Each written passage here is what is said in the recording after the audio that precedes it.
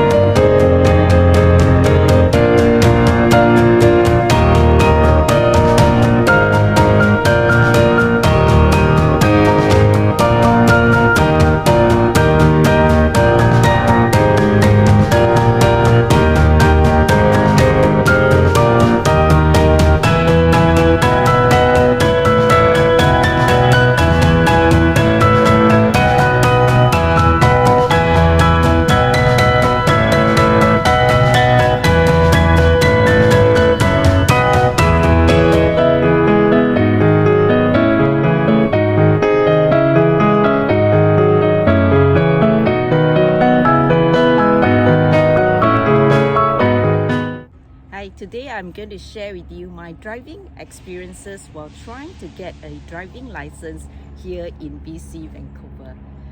It took me about 6 months before I get my driving license, and that was my second attempt. So I thought it'd be good to share with you some tips on how you can even get it the first time. Number one, get a good driving instructor. How do you determine if it's a good one? Well, I think it really depends on your learning preferences. For myself, I actually tried 5 instructors over the course of 6 months.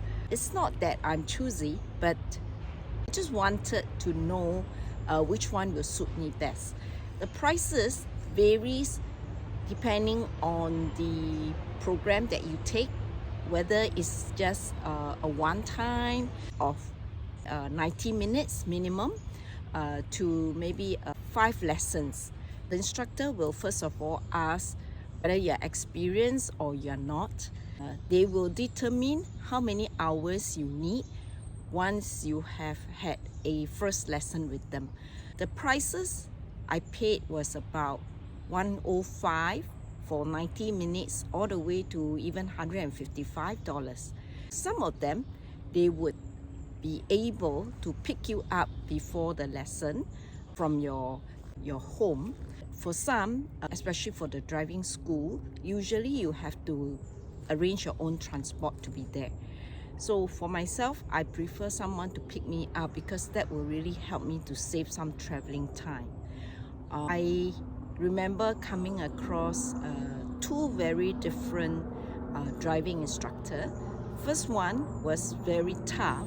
He will raise his voice and really try to wake you up in the event that you make a mistake. And his rationale is that you will not learn unless you are being told in a harsh manner, and that's how you can toughen up and really learn. Whereas for the second one, it was a much more patient guy. And I like him because he's very encouraging and very understanding, especially when you make silly mistakes. And he will assure you that it is okay, especially as a beginner, or it's very common. So that kind of put you at ease, and you are then able to really perform at your best. So what are some of the common mistakes you may want to know, especially when you go on a driving test? And I would say that there are 3 areas. Surprisingly, we are not talking about parking, right? Because usually, especially for inexperienced drivers, you'll be very worried about your parallel parking, your reverse parking and things like that.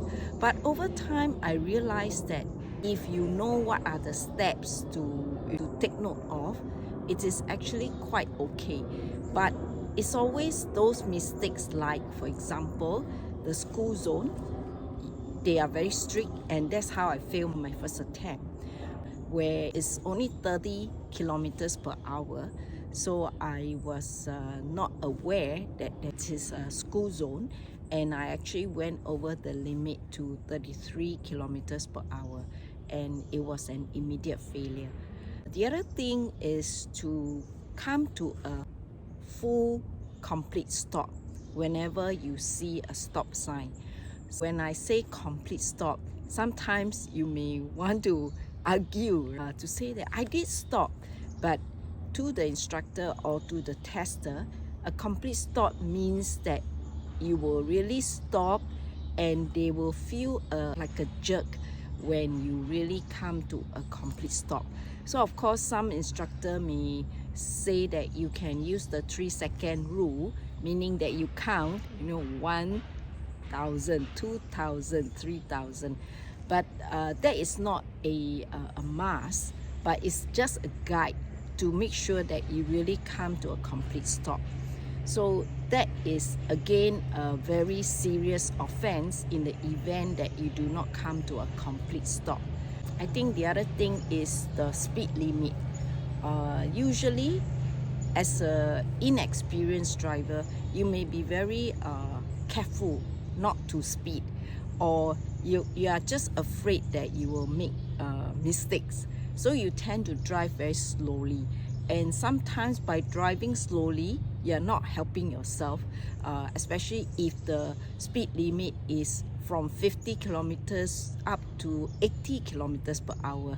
It is not right for you to be driving at 70 or 60 or even 75, because that is the speed limit. And of course, we are not asking you that you must always drive at the exact speed limit, especially when there's a limit sign there, but it is always advisable to get close to it so that you are not road hogging, or you are not slowing down the traffic. I think the other thing to note is to be always watching YouTube videos, because nowadays so much information that you can get from social media, especially the YouTube, and of course you have TikTok as well. But personally, I find YouTube to be more beneficial, because TikTok can be quite fast and it's hard to learn something just from a short clip. So usually I would prefer a YouTube where the instructor actually show you step by step, very systematically, how you should drive and how you can overcome some of the obstacles. And of course, online instructors are free, so it's good to be able to learn from each of the driving instructors online. Fourth point will be to get familiarized with the test road, meaning that you get familiar with the road that you will be tested on. Of course, there's no sure thing that you are going to be tested on exactly the same road on the actual day, but an experienced driving instructor will know what are some of these possible roads. Once you are familiar with these roads, you are then more confident in terms of what to expect, especially for some of the so-called less visible road sign, and especially like school zone, where sometimes it can be quite hidden, and also where is the end of the road sign for you to speed up and go back to normal. Last but not least is to practice. Practice as much as you can, like all things, right? If you want to be a master at it, you have to practice. And of course, try as much as possible to practice it with your family members. If they are already certified drivers, they will be able to guide you.